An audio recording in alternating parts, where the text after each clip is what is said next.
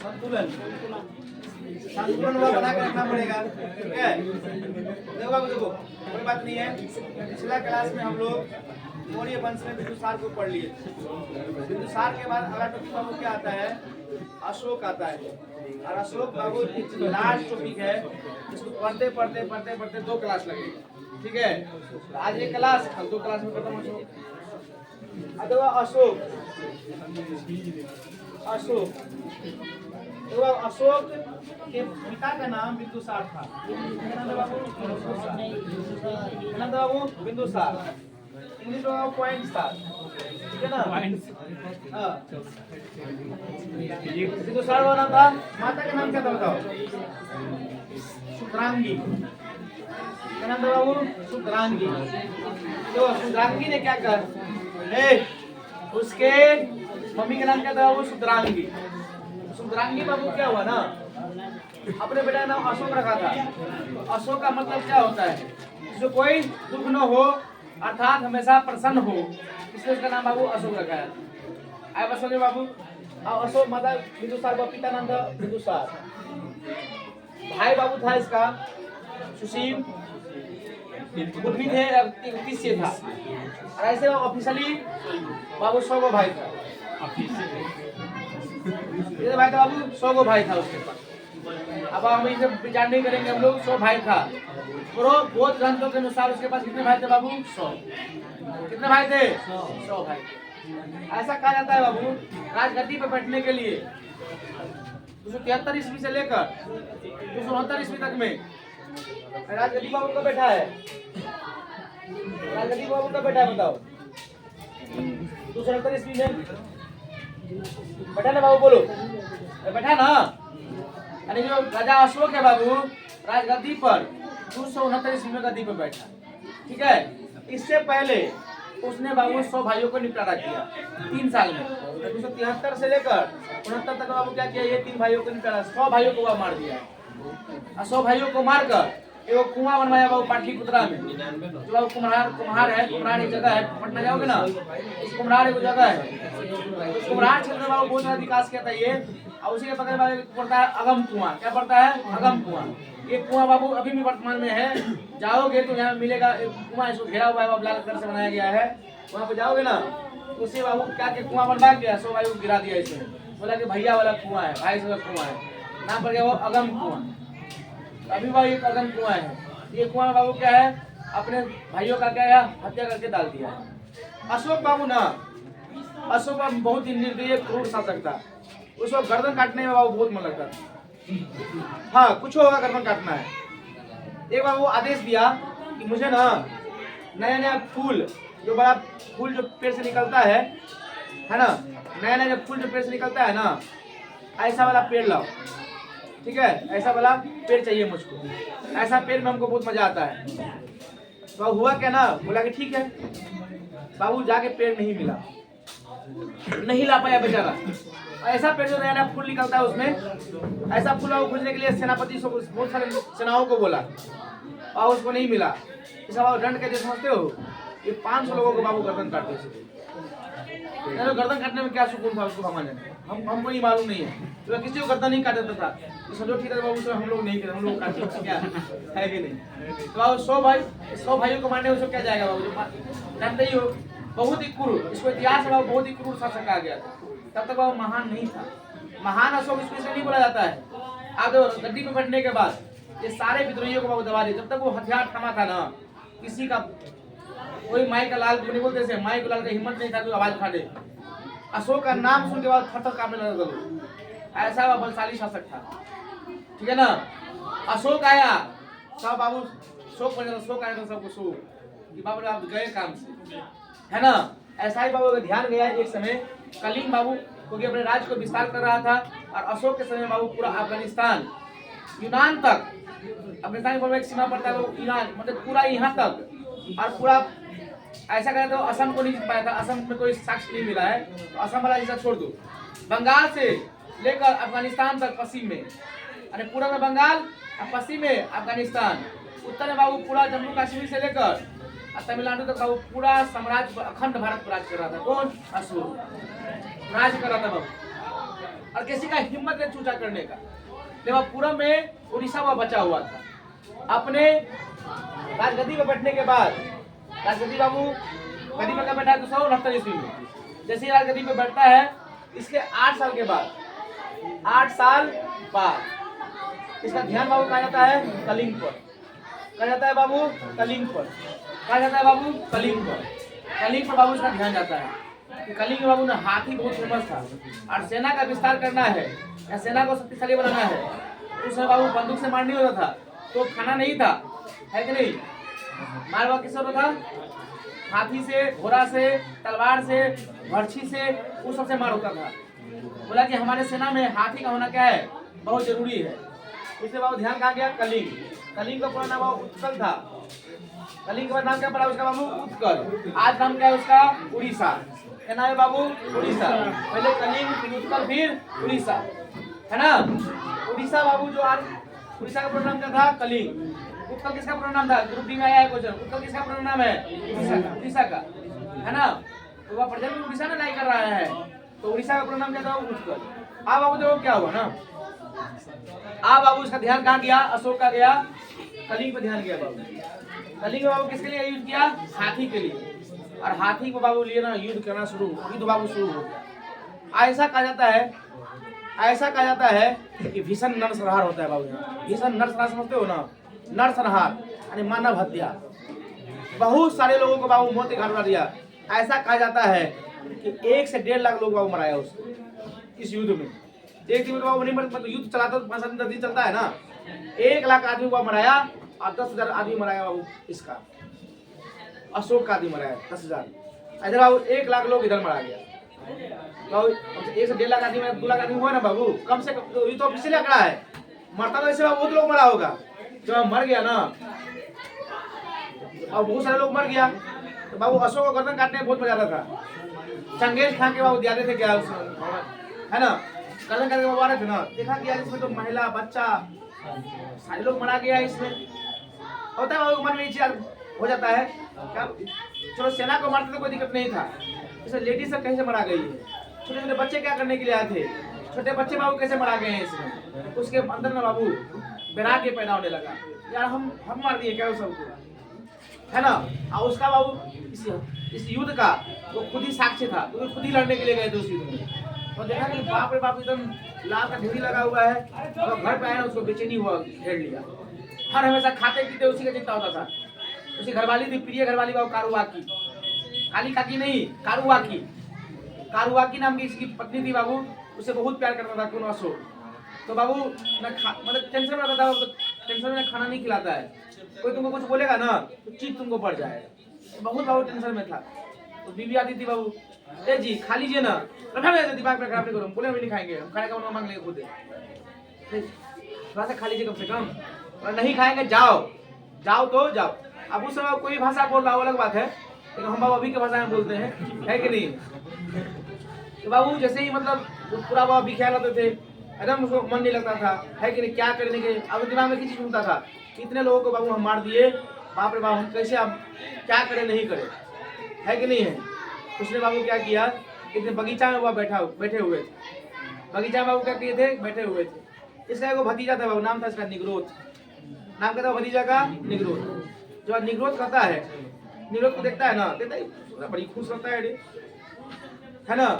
जब तुम जैसे हम नाराज है, उदास रहते हैं, परेशान रहते हैं, और कोई सामने वाला बहुत खुश है तो मन में आता है नहीं काहे खुश इतना रहता है, क्योंकि वो भी तो राजघराने का ही है। भतीजा है मेरा तो इतना खुश कैसे? बोलता अरे निग्रोध इधर आओ, और उधर आ गया ये।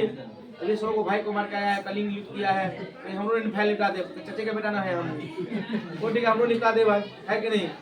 है ना? अब उधर आ गया बोझे था, बोले इधर आओ भाई, तो बुलाया तो जाना ही पड़ेगा ना, राजा है तो आपको जाना ही पड़ेगा। बोला जी अंकल जी बोलिए। इतना खुश क्या रहता है? तो ऑर्डर हो गया उसको, एक खुश है तो उन्होंने मार दे, इतना खुश क्या रहता है? बोला कि हमारा खुशी का एक ही राज है, अंबुजा सीमेंट। अरे अंबुजा सीमेंट है बाबू, बौद्ध धर्म। क्या बाबू हम बौद्ध धर्म के अनुयायी है, हम बौद्ध धर्म को मानते हैं। अब बौद्ध धर्म है ना, हत्या अहिंसा नहीं है। इसमें हत्या नहीं करना, अहिंसा मतलब अहिंसा को मार्ग को अपनाना है। इसमें हिंसा, चोरी चकारी, मर्डर उडर कुछ नहीं करना है। इसलिए खुश रहते हैं। हमको कोई दुनियादारी से मतलब नहीं है, ना हमको किसी धन की लालच है, ना संपत्ति की लालच है। हमको इस बात की खुशी होती है कि हमको कुछ नहीं चाहिए, इसलिए इतना खुश रहते हैं। ना हमको किसी को हत्या करना, ना किसी को मर्डर करना है। बोला कि अच्छा, बोला हम बनेंगे, हमको यही चीज चाहिए। बोले कि महाराज कहाँ के, हम तो अपने कुछ किसी से सीखे हैं, हम आपको कैसे सिखा सकते हैं? आपको सीखना है, बौद्ध धर्म ज्वाइन करना है। गुरुजी को फोन करते हैं, अरे फोन नहीं था उस समय। हेलो गुरुजी, अशोक जी है ना, मतलब हमारा अंकल जी, वो मतलब बौद्ध धर्म ज्वाइन करना चाहते हैं। तो बाबू बोला कि ठीक है लेके आओ। अब आप जो गुरु होते थे ना, उसको डर नहीं लगता था कि कौन शासक है, कौन बाबू प्रशासक है, उसको मतलब इससे नहीं है। भाई सीखने के लिए आ रहा है, सारी चीज बाबू छोड़ छाड़ के ही आया हो, है कि नहीं है? तो बाबू अशोक जाता है बाबू किसे निगरोध के कहने, बाबू कहाँ चला जाता है? ऐसे बीबी भी बोलती है कि आप टेंशन में रहते तो जाइए वो धर्म ज्वाइन कर लीजिए। तो बीबी आप निगरोध के बाबू कहने पर बाबू कहाँ चले गए? उपगुप्त के पास जाते हैं। बौद्ध भिक्षु बाबू कौन होते हैं? उपगुप्त। बौद्ध भिक्षु बाबू कौन होते हैं? उपगुप्त। और वो कहता है कि ओम नमो नमः स्वाहा। बाबू कौन हो गया? ये बौद्ध धर्म का अनुयायी बन गया। लेकिन अशोक बाबू पहले बौद्ध धर्म का था, ये बाबू हिंदू धर्म के थे। बाद में बाबू क्या बन गए? बौद्ध धर्म। अब ऐसा नहीं है कि बौद्ध धर्म का विकास के लिए बाबू बहुत चीजें काम किया बंदा, लेकिन ऐसा नहीं था कि अपने साम्राज्य में बोला कि बौद्ध धर्म ज्वाइन करो। किसी को नहीं बोला कि बौद्ध धर्म ज्वाइन करो, खुद ही बाबू पकड़ लिया शांति के लिए, आत्मा की शांति के लिए। इसलिए बाबू क्या किया? बौद्ध धर्म को ज्वाइन कर लिया। इसके बाद बाबू क्या हुआ कि आप बाबू क्या हुआ, बौद्ध धर्म उसको बहुत अच्छा लगता था। सारे काम धंधा बाबू युद्ध छोड़ दिया। और इसे बाबू कहा जाता है कि इसी दिन उसने बाबू क्या किया? भेरी घोष के स्थान पर धर्म घोष की घोषणा करता है और कहता है सारी दुनिया की प्रजा हमारा क्या है? पुत्र है, हम उसकी माँ है। हम उस बच्चे को जो हमारी संतानें हैं, यानी हम पूरे धरती के प्रजाति जितने लोग हैं, हम उसकी क्या है? माँ है। हम सबका रक्षा करेंगे। तो उसी दिन बाबू घोषणा करता है कि भेरी घोष के स्थान पर धर्म घोष की घोषणा करता है। भेरी घोष माने युद्ध, धर्म माने धर्म की स्थापना। उसके बाद भेरी घोष को छोड़कर क्या करता है? ये धर्म घोष की स्थापना करता है। और उस दिन से बाद अशोक बाबू तलवार छोड़ देता है, बोला कि हम युद्ध अब नहीं करेंगे। अब इतना ही है बाबू, ये लगा पूरा प्रचार प्रसार करने।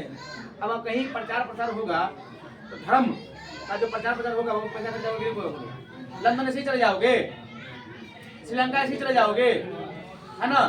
तो बाबू सारे लोगों को, ये बाबू जितने लोग गांव में मतलब घर परिवार के लोग रहते थे, बेटा बेटी सारे को बाबू क्या कर दिया? ये धर्म प्रचार में लगा दिया, वो धर्म को प्रचार करो। लेकिन बाबू अपने शहर में, अपने गाँव में ये नहीं कहता कि वो धर्म ज्वाइन कर लो, प्रचार करो कि वो धर्म इतना अच्छा है, इतना बढ़िया है, खराब है, ये सब प्रचार करना है इसको, है ना? इसी में बाबू एक सीली नरेश था, मतलब श्रीलंका को बाबू सीली बोला जाता, श्रीलंका में सीली भाषा बोला जाता है। बाबू यहाँ पे सीली नरेश था, उन्होंने कहता है, उनको भी बोला तो बाबू इस बात से बहुत प्रभावित हुआ। कौन? सीली नरेश। तो बाबू इसने भी क्या किया? बौद्ध धर्म ज्वाइन कर लिया। अभी तो श्रीलंका में बौद्ध धर्म है कि नहीं बाबू? और श्रीलंका में दम्बुला का स्वर्ण मंदिर भी है जो बौद्ध धर्म के लिए बनाया गया है, क्योंकि बौद्ध धर्म में पढ़ाए थे ना, बोलो। तो बाबू बहुत सारा जगह ये धर्म बाबू फैलने लगा। तो बोलेगा सर जी आपको कैसे मालूम चला ये चीज? तो अशोक ना यही चीज के लिए अशोक बाबू लिखना शुरू किया कि कैसे जानेगा हम कितना महान महान काम किए हैं। तो अशोक बाबू महान इसलिए कहलाता है क्योंकि जो गर्दन काटने का काम करता था, अब वही धर्म प्रचारक बन गया, धर्म का विस्तार करने लगा। इसलिए अशोक बाबू क्या बन गया? महान बन गया, है कि नहीं है? जब हम डाकू हैं, डाकू से साधु बन जाएंगे तो महान नहीं कहलाएंगे क्या? अपने कर्तव्य को छोड़कर हम बाबू किसी और पथ पे चले गए तो बाबू धर्म परिवर्तन, मतलब अपने आप को परिवर्तन किया ना, परिवर्तन करना ही बहुत महान काम कहलाता है। तुम बाबू अभी पढ़ रहे हो, पढ़ के अपनी सफलता, अपनी मान को पालोगे, ये बाबू महान काम कहलाएगा, है कि नहीं है? पढ़ रहे हैं, बस पढ़ रहे हैं, सफलता मिला तो यो बढ़िया, नहीं मिला तो यो बढ़िया, ये महान काम नहीं है। महान काम के लिए त्याग करना पड़ता है, सुख दुख को छोड़ना पड़ेगा, नींद खराब करना पड़ेगा, टेलीफोन छोड़ना पड़ेगा, यूट्यूब छोड़ना पड़ेगा, तब जाके बहुत सफल होगे। और उस दिन तुम सोचेगा अपने आप को बहुत बड़ा काम कर लिए है, अपने माँ बाप का नाम रोशन कर लिए है, उस दिन तुम महान कहलाओगे। अभी तो कुछ नहीं है, अभी तो बस यही है, घर के मुर्गी दाल बराबर, है कि नहीं है? कोई बजा के चला जाएगा। महान बनना है तो मेहनत करो, त्याग करो, तपस्या करो, तब जाके वो महान बने, ठीक है? अब अशोक क्या हो गया? अशोक बाबू धर्म प्रचार बाबू बहुत से रुपया पुलिस से पैसा बहुत खर्चा कर रहे थे, बहुत सारा पैसा खर्चा कर रहे थे, तो खजाना खाली हुआ कि नहीं होगा? बोलो, है ना। टैक्स उसमें बाबू माफ कर दिया। वो धर्म का आदमी है, 1/8 दे देना। कौन धर्म है रे? हिंदू धर्म है। 1/8 अरे मेरा मतलब नहीं है, मतलब इस समय भाषा होगा उनका। कौन धर्म का है? बोला कि हिंदू धर्म का 1/4 लाख। तुम वो धर्म के 1/8 है ना, मतलब 1/8 वो कम ना हो गया है ना। तो बाबू इससे खजाना बहुत कम होने लगा। पूरा वह गया गए घूमने के लिए, लुम्बिनी गए घूमने के लिए, नेपाल बाबू देख रहे हो ना, पूरा अशोक के समय में उसका अंग था। अशोक का कब्जा करे पूरा बोले ना, पूरा हिमालय तक वो छितरा दिया था राज्य को बिना काटते थे। आप देखो बाबू, अब उसने क्या किया बाबू, आप देखा कि सारे चीज तो जीत लिया है, तो अशोक बाबू जब सब कुछ छोड़ दिया है तो कहीं ना कहीं लिखवाएगा ना काम। उसने बाबू सबसे पहले भारत में अशोक ही ऐसा राजा है जिसने बाबू सबसे पहले क्या किया, शिलालेख लिखवाने का काम किया। बाबू क्या लिखवाने का काम किया? शिलालेख मतलब बड़का बड़का पत्थर पर खुदवाया। मैं मतलब अशोक ये मैं 500 आदमी को मारता था, लेकिन अब ये काम छोड़ दिया है ना। हम यहाँ से यहाँ तक सड़कें बनाया है, मतलब इसे बाबू काम करवाना बड़का पत्थर पे लिखवाया। अभी भी देखता होगा तू ना, जैसे बाबू रेलवे स्टेशन में जाते हो, कोई मुख्यमंत्री या पीएम आते हैं और उसका शिलान्यास करवाते हैं, तो बड़का पत्थर पे लिखा रहता है ना, उनके चरण कलमों से पीएम मोदी के द्वारा इस स्टेशन का उद्घाटन किया जाता है। लिखा रहता है बाबू, उसमें इतनी लागत खर्चा हुआ। ये बाबू लिखा रहता है ऐसे। या बाबू देखता विधायक जी रोड बनाते हैं तो बाबू ये पत्थर कोना पे गाड़ के और उसमें बीच में घुसा देता है, पानी नहीं पड़े तो खराब ना हो, तो उसमें सेट कर दिया जाता है ऐसे। और लिखा रहता है, माननीय विधायिका केतकी सिंह के द्वारा जिमखाना के रोड घर से पनामा के घर तक सड़कें बनाई गई, जिसकी लागत 56 करोड़ रुपया है। नहीं लिखा था आदमी, आप ये पत्थर तो रहेगा ऐसी, हम तुम मर जाएंगे ना बाबू, हमारी पीढ़ी आएंगी मरते रहेंगे, लेकिन पत्थर तो रहवे नहीं करेगा। तो खराब है केतकी सिंह का नाम है, तो वो भी मर गई रहेंगी, हम लोग भी मर गए रहेंगे, हमारा वो आने वाला पीढ़ी पढ़ते रहेंगे, नहीं पढ़ते रहेंगे। केतकी सिंह के द्वारा बनाया गया है कि नहीं। तो ऐसे ही बाबू नाम अमर हो जाता है कि नहीं। तो अशोक बाबू ऐसे ही बहुत सारे शिलालेख लिखवाया हर जगह, कोना कोनी। तो देखो बाबू कहाँ कहाँ लिखवाया, तो पहले देखो अफगानिस्तान में बाबू मिला, कहाँ बाबा? अफगानिस्तान में। कहाँ मिला है बाबू? पाकिस्तान में, ठीक है ना। मिला है थोड़ा यूनान में। शेष बाबू कहाँ मिला है? भारत में। तो यूनान बाबू क्या मिला है? कौन लिपि में? ग्रीक लिपि में। कौन लिपि बाबू? ग्रीक लिपि में। अब बताओ ये तुम जान सकते हो, ठीक है ना बाबू, कि बाबू इसका जो साम्राज्य था यूनान के सीमा तक बाबू फैला हुआ था, है ना। अफगानिस्तान में बाबू कौन लिपि में मिला है? शिलालेख बाबू किस लिपि में मिला है? अरमाइक लिपि में बाबू। अरमाइक लिपि किस लिपि में मिला है बाबू? अरमाइक लिपि में। पाकिस्तान में किस लिपि में मिला है? खरोष्टी। पाकिस्तान में बाबू खरोष्टी लिपि में मिला है। लिपि किधर है? कैसे होता है? शेष वाले बाबू को क्या मिला है? ब्राह्मी लिपि में बाबू मिला है, ठीक है ना बाबू। शेष भारत में बाबू क्या है? भारत में कौन लिपि? ब्राह्मी लिपि। पाकिस्तान में खरोष्टी। जानते हो खरोष्टी लिपि बाबू क्या होते हैं? तो बाबू दाएं से बाएं लिखे जाते हैं। बाकी चीज बाबू, लिपि का मतलब क्या होता है? लिखने की कला। क्या था बाबू? लिखने की कला को बाबू लिपि कहा जाता है। जैसे हम लोग लिखते हैं देवनागरी लिपि, ये देवनागरी लिपि लिखा है ना, तो बाबू कैसे लिखते हैं? ऐसे लिखते हैं बोलो, नहीं लिखते बाबू ऐसे, उसी को लिपि कहा जाता है। तो खरोष्टी लिपि बाबू क्या होता है? ऐसे लिखा जाता है। नहीं सुन रहा बाबू? नहीं सुन रहा यार? तो पाकिस्तान बाबू ये पूरा चीज लिख के बोला कि देखो हम ये चीज कर दिए, वो चीज कर दिए, बड़का शिलालेख लिखवाना शुरू कर दिया। तो बाबू सीखा कहाँ से बंदा था? शिलालेख लिखवाने का वक्त कहा था, एक ईरान का शासक था डेरियस, नाम बताया तुमको, डेरियस। शिलालेख लिखने का कला कहीं से आया ना, उसको मालूम चला होना कि भाई ऐसे लिखवाया जाता है। तो वो कहाँ से सीखे थे? डेरियस से सीखे थे। किसे बाबू? डेरियस। किसे बाबू? डेरियस द्वितीय से बाबू ये सीखे थे अपना बाबू शिलालेख सीखना। अब बहुत सारे शिलालेख लिखे, पूरा 4 वर्ड लिखे, समझे कि नहीं। तो शिलालेख हमको मालूम चलेगा कि क्या है नहीं है। ब्राह्मी लिपि वो जानते हो? अभी जानते हो? अरमाइक लिपि जानते हो? खरोष्टी बाबू जान लेंगे, अलग बात है। तो उसका खुदाई हो रहा था, खुदाई 1750 ईस्वी में 1750 ईस्वी में एक व्यक्ति का नाम था पैनथेलर। क्या नाम था बाबू? पैनथेलर नाम था बाबू। 1750 ईस्वी में क्या नाम था? पैनथेलर नाम के व्यक्ति ने, एक अंग्रेज था बाबू, उसने खोजा एक पत्थर है, उसमें जो लिखल है बड़े, उसको पढ़ने नहीं आया, बस खोज के व्हाट इज दिस मैन, कहता है सिलेटा है का, व्हाट इज सिलेटा बच्चा के पढ़े वाला सिलेटा है कि नहीं। उसको ऐसा लगा, उसको लगा भाई सिलेटे जैसे लगता है, सिलेटे होगा। वो लेके घूम रहा था, वो हो कहीं पढ़ा तो कथी लिखल है, वो का लिखल बा देखो तो हो हमरो नहीं के बुझा। बाबू ऐसे करते करते उसको समझते हो, पहली बार पढ़ने की सफलता अंग्रेजों को लगा था। नाम था उसका 1837 में मिला है कि नहीं, जेम्स ब्रिसे। जेम्स ब्रिसे वो लिखा वो जेम्स ब्रिसे। जेम्स ब्रिसे ने बाबू सबसे पहले क्या किया, उसको पढ़ा, बोला कि रे तू चिट्ठी निकले है, हम भोज की सड़क पर ये हम यहाँ से यहाँ तक सड़क बनाए हैं, हम तीर्थ यात्रा करते थे तो कर माफ कर देते थे, तो ये सब लिखल है। आज खोलो तो क्या क्या चीज मिल रहा है बाबू। आज तक ज्ञान जो तुमको बाबू है उसका 14 को शिलालेख मिला है। कितना मिला है बाबू? 14 को शिलालेख, ठीक है ना। जो पत्थर पे लिखा था ना बड़ा बड़ा पत्थर पर, उसको कितने मिला है बाबू? तो अब खुदाई शुरू हुआ ना, तो कितना मिला है? अभी तक वह ज्ञान जो है तुम्हारा, शिलालेख की संख्या कितनी है? 14। और शिलालेख मिला है, शिलालेख बाबू क्या मिला है इसका? स्तंभ लेख। स्तंभ लेख जो आप पिलर पे लिखा था, पिलर पे होता है, पिलर पे लिख दिया ऐसे, जैसे सारनाथ है तुम्हारा ना, ऐसे पिलर पे लिखा लिख देता था। तो स्तंभ लेख मिला है बाबू। क्या मिला है? गुहा लेख। गुहा लेख माने लोग गुफा में जाके लिख देता था, है ना। गुफा लेख किसी को, जो गुफा होता है ना बाबू पहाड़ के अंदर में, उसमें किसी को दान दे दिए हैं, लिखते थे कि हम तो कितना बढ़िया आदमी है, हम ना आजीविका संप्रदाय के लिए ये गुफा दान करते हैं।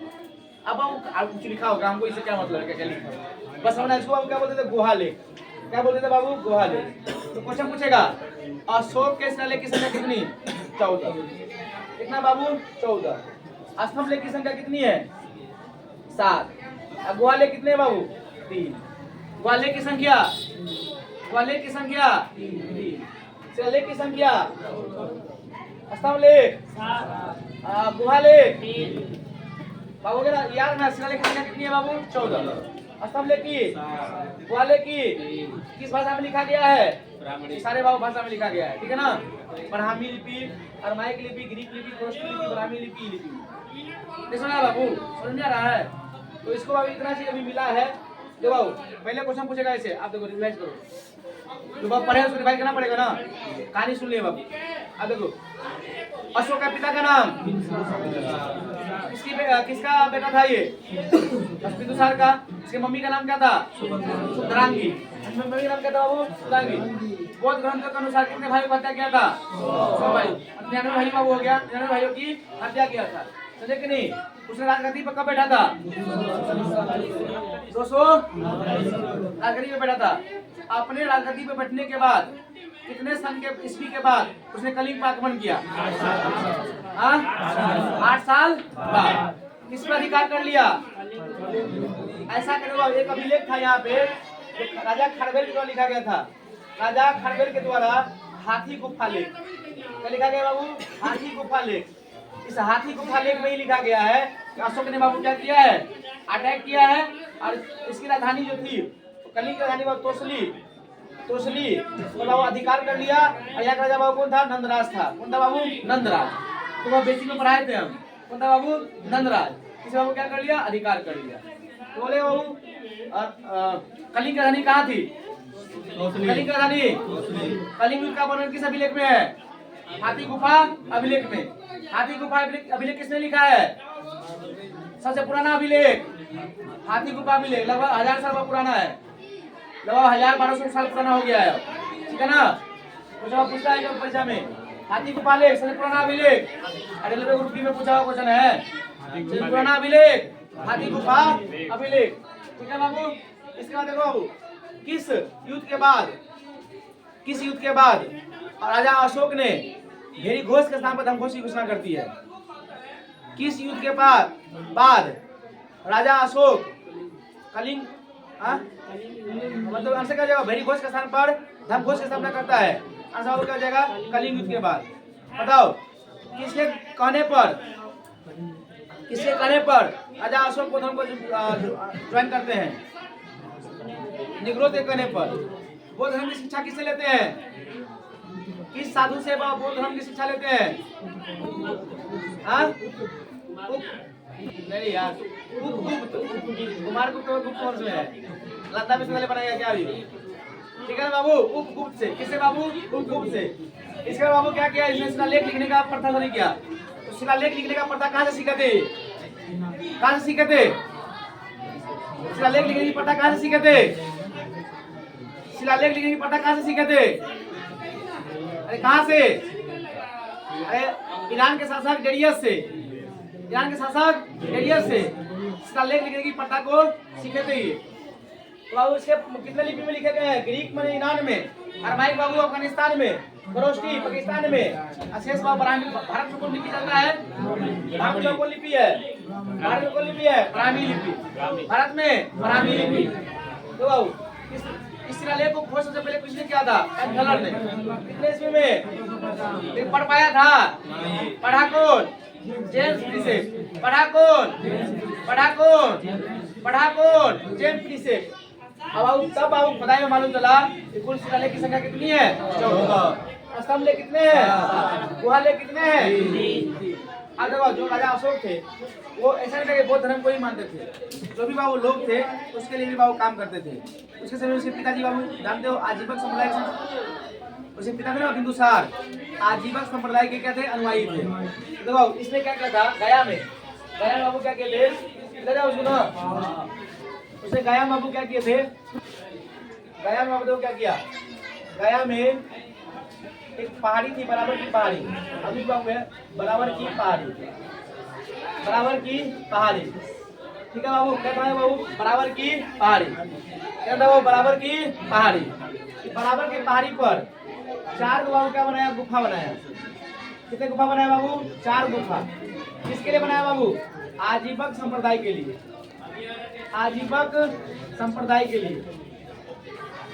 आजीवक संप्रदाय के लिए बाबू क्या बनाया? ये 4 गुफा बनाया।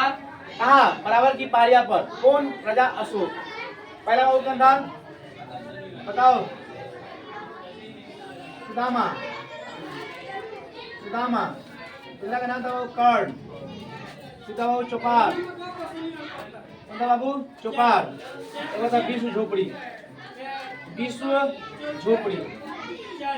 समझे बाबू? क्या लिखा था विश्व झोपड़ी?